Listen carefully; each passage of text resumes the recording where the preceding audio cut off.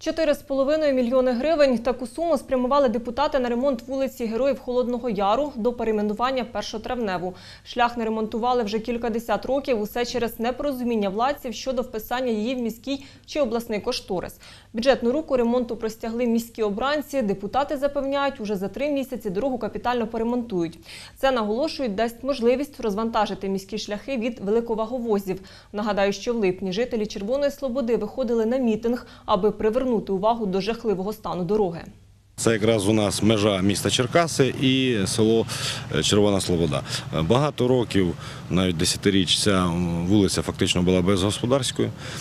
Ніхто не виділяв сюди коштів, бо це саме у нас от по ліву село, по праву місто, а це якби лінія розмежування. Нею активно користуються вантажні автомобілі. Ця дорога веде до важких підприємств Черкас.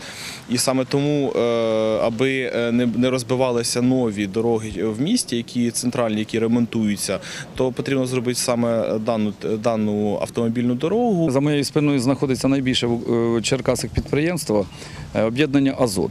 Вони дійсно випускають сотні тисяч тонн добрив і практично, мабуть, процентів 20-30 вивантажуються на автомобільний транспорт. І весь цей автомобільний транспорт, який йде із підприємства «Азот», мусить їхати через міські вулиці.